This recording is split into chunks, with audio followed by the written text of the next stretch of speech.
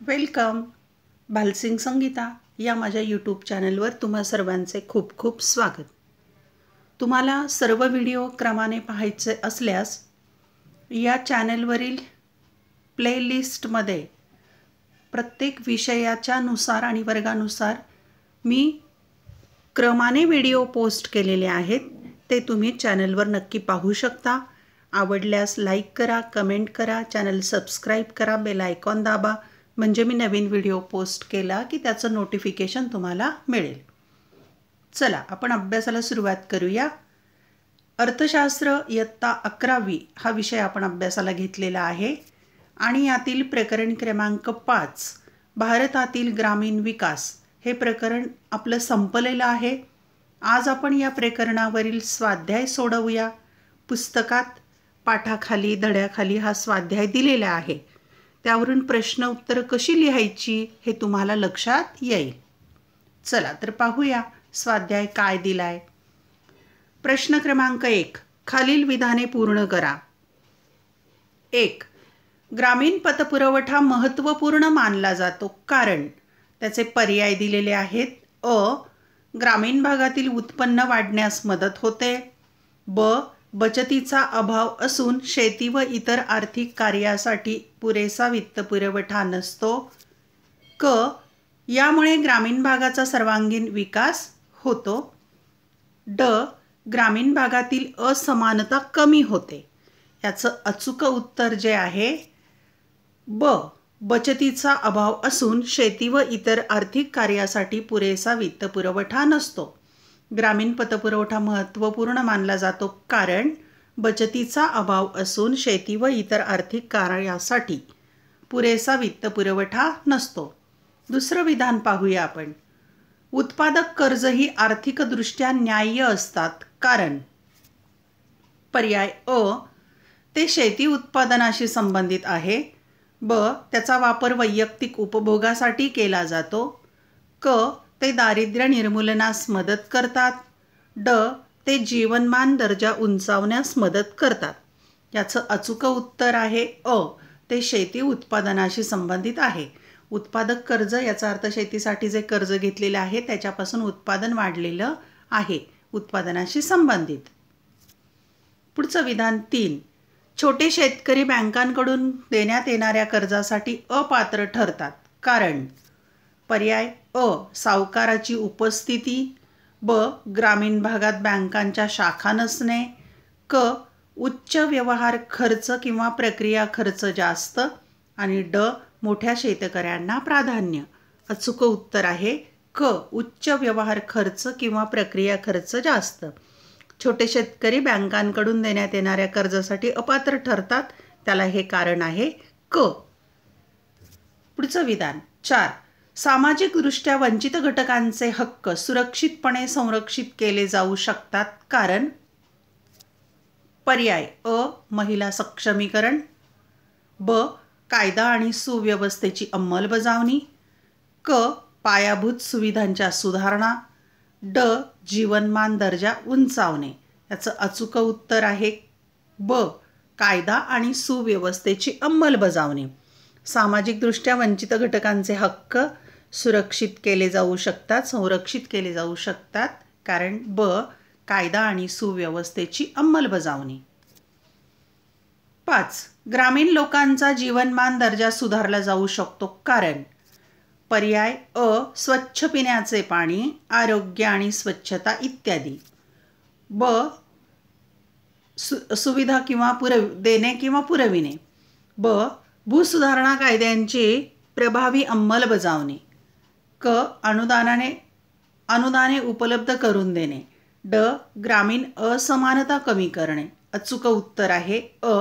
स्वच्छ पिण्याचे पाणी, आरोग्य आणि स्वच्छता इत्यादी सुविधा पुरविणे किंवा देणे. यामुळे ग्रामीण लोकांचं जीवनमान दर्जा सुधारला जाऊ शकतो. पुढचा प्रश्न आहे 2. चुकीची जोडी शोधा. इथे अ गट आणि ब गट दिलेले आहे. अ गटामध्ये दिलेला आहे कृषी पतपुरवठा आणि ब गटामध्ये दिलेली आहे त्याची आवश्यकता. आता आपण जोड्या पाहूया. अल्पकालीनची जोडी आहे खतांची खरेदी. मध्यमकालीनची जोडी आहे लग्न कार्यासाठी कर्ज आणि दीर्घकालीनची जोडी आहे ट्रॅक्टर खरेदी. आता आपल्याला यातला चुकीचा पर्याय ओळखायचा आहे. म्हणजे अचूक माहिती पाहिजे आपल्याला, तेव्हा चुकीचा लक्षात येईल. याचं उत्तर आहे 2, मध्यमकालीन लग्न कार्यासाठी कर्ज. मध्यमकालीन कर्ज जे आहे लग्न कार्यासाठी दिलं जात नाही, म्हणून हे उत्तर योग्य आहे. यातली ही जोडी चुकीची लावलेली आहे. अल्पकालीन खतांची खरेदी ही जोडी बरोबर आहे. दीर्घकालीन ट्रॅक्टर खरेदी करणे ही जोडी बरोबर आहे. पण दुसऱ्या क्रमांकाची जोडी मध्यमकालीन लग्न कार्यासाठी कर्ज ही जोडी चूक आहे. पुढचं पाहूया आपण. इथे पण आपल्याला चुकीची जोडी शोधायची आहे. अ भागामध्ये दिलेला आहे ग्रामीण व्यावसायिक, ब भागामध्ये दिलेला आहे उपक्रम आणि वर्गीकरण. आता जोड्या लावून दिलेल्या आहेत. कृषी किंवा शेती क्षेत्राची जोडी आहे बँकिंग आणि विमा. उद्योग क्षेत्राची आहे कच्च्या मालावर प्रक्रिया. सेवा क्षेत्राची आहे संगणकीकृत सेवा. आता यामध्ये बरोबर जोड्या कोणत्या आहेत? तर उद्योग क्षेत्राची जोडी बरोबर आहे, कच्च्या मालावर प्रक्रिया केली जाते. सेवा क्षेत्राची जोडी बरोबर आहे, संगणकीकृत सेवा म्हणजे सेवा क्षेत्र. पण हे जे पहिलं आहे कृषी क्षेत्राची जोडी बँकिंग आणि विमा हे चूक आहे. बँकिंग आणि विमा सेवा क्षेत्रामध्ये येतात, म्हणून इथे उत्तर येणार आहे पहिलं कृषी क्षेत्र बँकिंग व विमा ही चुकीची जोडी आहे. प्रश्न क्रमांक 3, विधान आणि तर्क प्रश्न. विधान दिलेलं आहे एक विधान आणि त्याला समर्थनार्थ दुसरं विधान दिलेलं आहे. दोन्ही एकमेकांना पूरक आहेत किंवा नाहीत ते आपण शोधायचं आहे. एक विधान दिलेलं आहे, भारतीय अर्थव्यवस्था ही प्रामुख्याने ग्रामीण अर्थव्यवस्था आहे. हे आपल्याला अविधान दिलंय. आता त्याला तर्कविधान ब समर्थनार्थ काय दिलंय? तर 2011च्या जनगणनेनुसार देशातील ग्रामीण लोकसंख्या जवळपास 83.25 कोटी म्हणजे एकूण लोकसंख्येतील 68.8% इतकी आहे. आता ही 2 विधानं आहेत, त्याला पर्याय 4 दिलेले आहेत. पहिला पर्याय दिलेला आहे विधान असत्य आहे पण तर्कविधान ब असत्य आहे. 2 विधान असत्य आहे पण तर्कविधान ब सत्य आहे. 3 दोन्ही विधाने म्हणजे आणि ब सत्य असून ब विधान हे अविधानाचे बरोबर स्पष्टीकरण आहे. आणि दोन्ही विधाने आणि ब सत्य असून विधान ब हे विधान चे योग्य स्पष्टीकरण नाही. याचं अचूक उत्तर आहे 3. दोन्ही विधाने सत्य आहेत. आपल्या या तर्क आणि विधानामध्ये हे विधान आणि ब दोन्ही विधान सत्य आहेत. ब विधान हे अविधानाचे स्पष्टीकरण आहे. म्हणजे हे ब विधान जे आहे ते चं स्पष्टीकरण योग्य आहे. म्हणून पर्याय क्रमांक 3. दुसरं विधान दिलेलं आहे आपल्याला, सामाजिक व आर्थिक बदलास साक्षरता हे अत्यंत महत्त्वाचे साधन आहे. आणि त्याला तर्कविधान ब दिलेलं आहे, महिला सक्षमीकरण हे लिंग भेदभाव कमी करण्यास मदत करते. पर्याय दिलेले आहेत 4. 1 विधान सत्य आहे पण तर्कविधान ब असत्य आहे. 2 विधान असत्य आहे पण तर्कविधान ब सत्य आहे. 3 दोन्ही विधाने आणि ब सत्य असून ब विधान हे अविधानाचे बरोबर स्पष्टीकरण आहे. आणि 4 दोन्ही विधाने आणि ब सत्य असून विधान ब हे विधान चे योग्य स्पष्टीकरण नाही. याचं अचूक उत्तर आहे 4.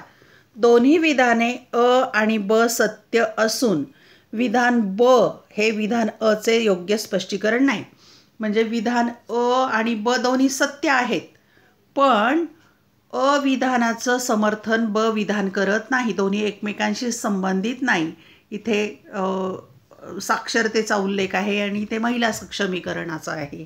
दोन्ही विधानं सत्य आहेत पण एकमेकांना स्पष्टीकरण देत नाहीत किंवा ब हे विधान चे स्पष्टीकरण नाही. म्हणून उत्तर आहे चौथा पर्याय. 3 विधान दिलेलं आहे, कृषी पतपुरवठ्याचा वापर अनुत्पादक कार्यासाठी केला जातो. त्याला तर्कविधान ब दिलेलं आहे, शेतीमधील वाढीसाठी कृषी क्षेत्राला दिला जाणारा पतपुरवठा अत्यंत महत्त्वाचा आहे. पर्याय दिलेले आहेत 1 विधान असत्य आहे पण तर्कविधान ब असत्य आहे. 2. विधान अ असत्य आहे पण तर्कविधान ब सत्य आहे. 3. दोन्ही विधाने म्हणजे अ आणि ब सत्य असून ब विधान हे अ विधानाचे बरोबर स्पष्टीकरण आहे. 4. दोन्ही विधाने अ आणि ब सत्य असून विधान ब हे विधान अ चे योग्य स्पष्टीकरण नाही. याचं अचूक उत्तर आहे 4. दोन्ही विधाने अ आणि ब सत्य असून विधान ब हे विधान अ चे योग्य स्पष्टीकरण नाही. म्हणजे इथे आपल्याला अ आणि ब विधानं दिलेली आहे, दोन्ही सत्य आहेत, परंतु विधान ब हे विधान जे आहे ते अ चे स्पष्टीकरण नाही आहे. कृषी पतपुरवठ्याचा वापर अनुत्पादक कार्यासाठी केला जातो आणि इथे फक्त ते सांगितलेलं आहे की कृषी क्षेत्राला दिला जाणारा पतपुरवठा महत्त्वाचा आहे, एकमेकांशी कोरिलेटेड संबंधित नाहीत. म्हणून चौथा पर्याय बरोबर आहे. 4. विधान अ दिलेलं आहे. भारतातील ग्रामीण पतपुरवठ्यामध्ये बिगर संस्थात्मक वित्त हा एक महत्त्वपूर्ण घटक आहे. तर्कविधान ब दिलेलं आहे. असुरक्षित उत्पादनामुळे लहान शेतकऱ्यास बँका पतपुरवठा करण्यास असक्षम आहेत. पर्याय 1. विधान असत्य आहे पण तर्कविधान ब असत्य आहे. 2. विधान असत्य आहे पण तर्कविधान ब सत्य आहे. 3. दोन्ही विधाने अ आणि ब सत्य असून ब विधान हे अ विधानाचे बरोबर स्पष्टीकरण आहे. 4. दोन्ही विधाने अ आणि ब सत्य असून विधान ब हे विधान अ चे योग्य स्पष्टीकरण नाही. याचं अचूक उत्तर आहे चौथा पर्याय. दोन्ही विधाने सत्य आहेत. आपल्याला अ आणि ब विधान दिलेले आहे, हे दोन्ही सत्य आहेत, पण विधान ब हे अविधानाचे स्पष्टीकरण नाही. दोन्हीही विधाने एकमेकांशी संबंधित नाहीत. म्हणून पर्याय चौथा. प्रश्न क्रमांक 4. खालील उदाहरणाच्या आधारे संकल्पना ओळखून स्पष्ट करा. 2 गुणांच्यासाठी संकल्पना असेल. संकल्पना ओळखायला 1 गुण आणि त्याचं स्पष्टीकरण लिहायला 2 गुण. पहिलं विधान आपण पाहूया. कुसुमताईंनी त्यांचा व्यवसाय ग्रामीण भागामध्ये सुरू केला, त्यामुळे तेथील लोकांना रोजगार मिळून त्यांच्या राहणीमानात सुधारणा झाली. इथे संकल्पना आहे ग्रामीण औद्योगिकीकरण, म्हणजे ग्रामीण भागामध्ये उद्योग व्यवसाय उभारलेला आहे त्यांनी. याचं स्पष्टीकरण लिहायचं आहे. संकल्पना ओळखली की 1 गुण आणि स्पष्टीकरणाला 2 गुण. स्पष्टीकरण. ग्रामीण औद्योगिकीकरण या प्रक्रियेद्वारे देशातील ग्रामीण भागात उद्योग विकसित केले जातात आणि त्याद्वारे रोजगार निर्माण करून ग्रामीण भागाचा विकास केला जातो. 2. रावजींनी कर्ज घेऊन ट्रॅक्टर खरेदी केला. संकल्पना उत्पादक कृषी पतपुरवठा. त्याचं स्पष्टीकरण लिहायचं. हे कर्ज शेतीतील उत्पादनाशी संबंधित असून आर्थिकदृष्ट्या न्याय्य असते. अशा कर्जाला उत्पादक कृषी पतपुरवठा म्हणतात. रावजींनी असं उत्पादक कृषी पतपुरवठा घेतलेला आहे. 3. उच्च प्रतीची बी बियाणे खरेदी करण्यासाठी बँक लहान किंवा छोट्या शेतकऱ्यांना अनुदान पुरवते. इथे संकल्पना आहे अल्पकालीन पतपुरवठा आणि त्याचं स्पष्टीकरण लिहायचं. अल्पकालीन पतपुरवठा किंवा कर्ज 2 वर्षाच्या कालावधीसाठी केला जातो. खते, उच्च प्रतीची दर्जेदार बी बियाणे इत्यादी खरेदी करण्यासाठी बँक लहान किंवा मोठ्या शेतकऱ्यांना अनुदान पुरवते. 4. दामाजींनी यावेळी सावकाराकडून कर्ज घेण्याऐवजी गावातील पतसंस्थेकडून कर्ज घेतले. संकल्पना आहे कृषी पतपुरवठ्याचा संस्थात्मक मार्ग आणि त्याचं स्पष्टीकरण लिहायचं. कृषी पतपुरवठ्याचा जो मार्ग शासनाच्या मालकीचा असतो किंवा शासनाद्वारे नियंत्रित केला जातो त्यास कृषी पतपुरवठ्याचा संस्थात्मक मार्ग म्हणतात. उदाहरणार्थ ग्रामीण सहकारी पतपुरवठा संस्था. 5. रामरावजींनी शेतीमध्ये सिंचन व्यवस्थेच्या उद्देशाने बँकेच्या अटी व नियमानुसार 10 वर्षासाठी कर्ज घेतले. संकल्पना आहे दीर्घकालीन कृषी पतपुरवठा.